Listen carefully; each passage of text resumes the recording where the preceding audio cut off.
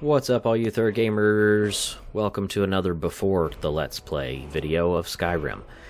This video is simply to show off the mods that I plan to use. It should be relatively short. Just gonna scroll down here. Gonna log in. I want to put this out now, that way it is available before the Let's Play video itself starts.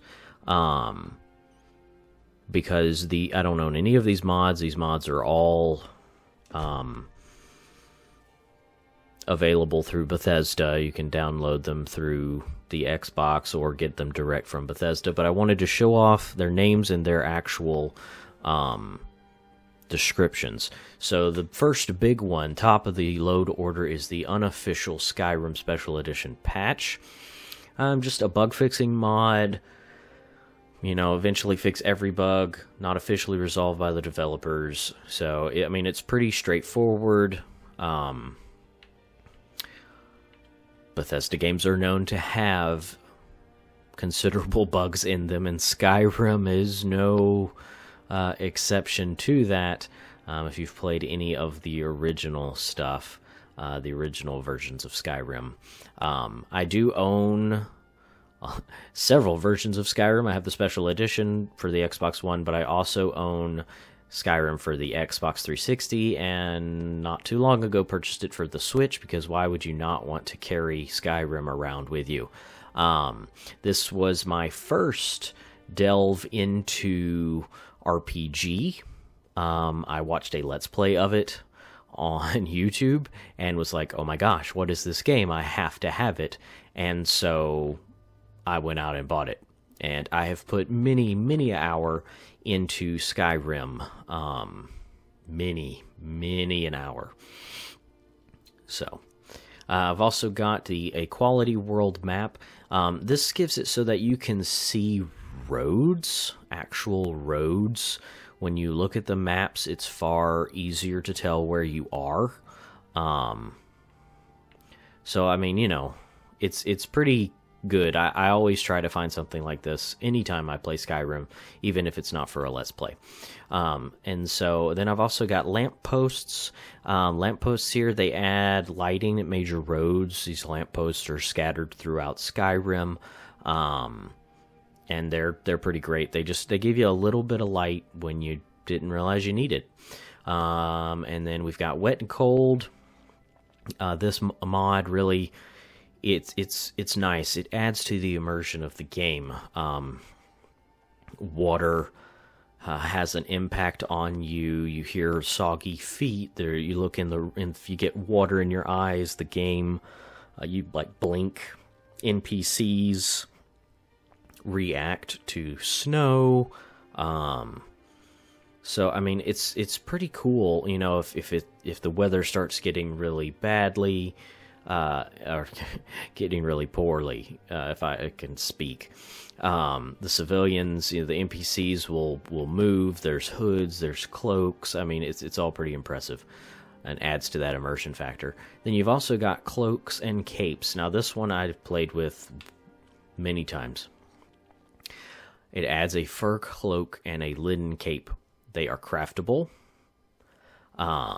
And they are enchantable, which is good, because if you've got, you know, if you're having problems with your carry weight, you can enchant them, I believe, if I remember correctly, to add to your carry weight. So, and I mean, there's several different ones. They all have different kinds of crafting requirements.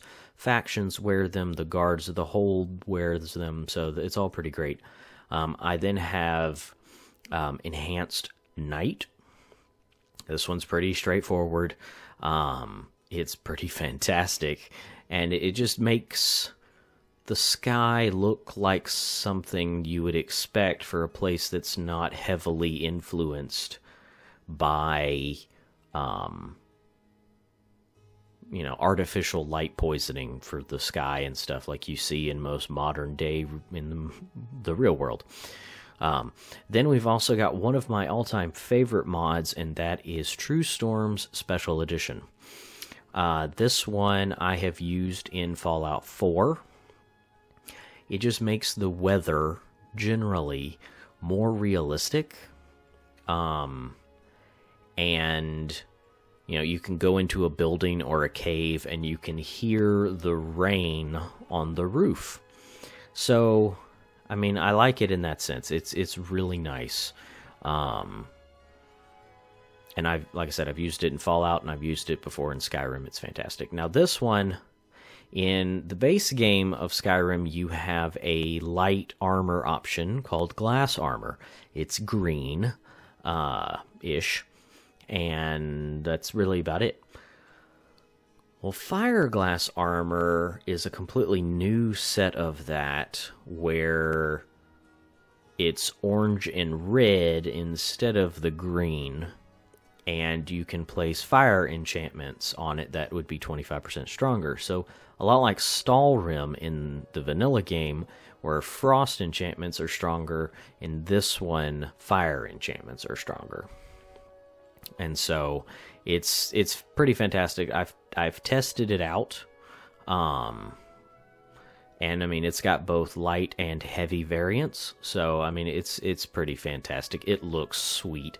If you watch the trailer video that I put out for this Let's Play, the character I used for that is actually wearing Fireglass armor and using a Fireglass sword. So it's pretty fantastic. And then we've also got Kingports. This one's a unique Dragonborn weaponry. I haven't really tested this one out. Bethesda does their little mod showcase thing once a month, and it was up on that. I looked at it and was like, you know what, this might actually be kind of neat to at least show off, or maybe try out a weapon too or something. And it sounds like it could be really unique, and I'm excited to show it off. Then we've also got enhanced blood textures.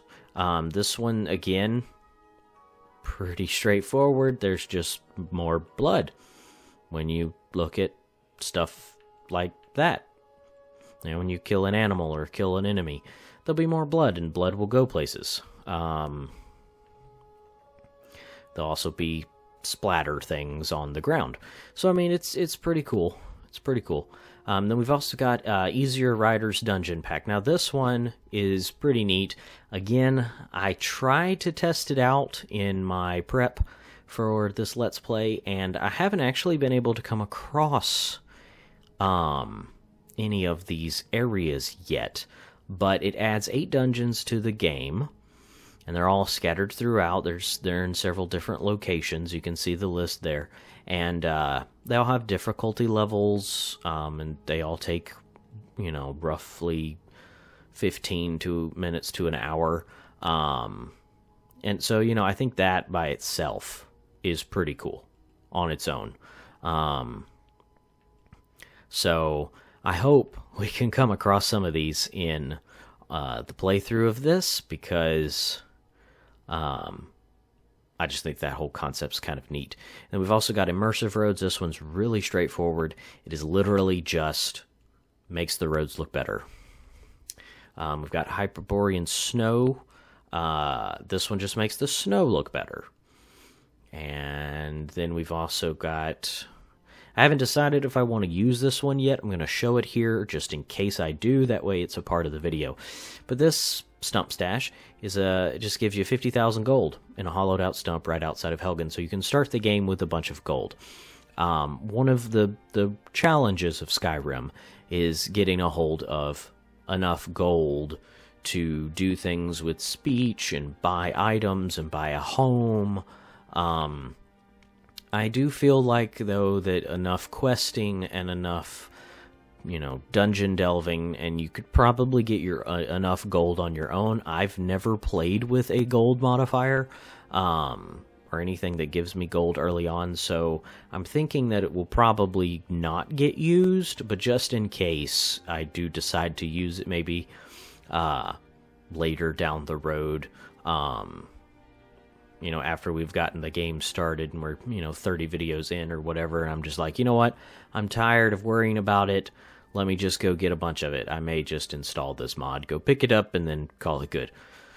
So anyway, those are the mods for this Let's Play. I will have, they're basically the name of the mod and the author, as you can find it on Bethesda's websites, listed in the description of every video, and it will also be listed in the description of the playlist. So, yeah, so thanks so much for watching. I look forward to bringing the first Let's Play video for this very soon, and I hope you're excited for it as well. Make sure you give a thumbs up, consider subscribing, and I will see you in the next video.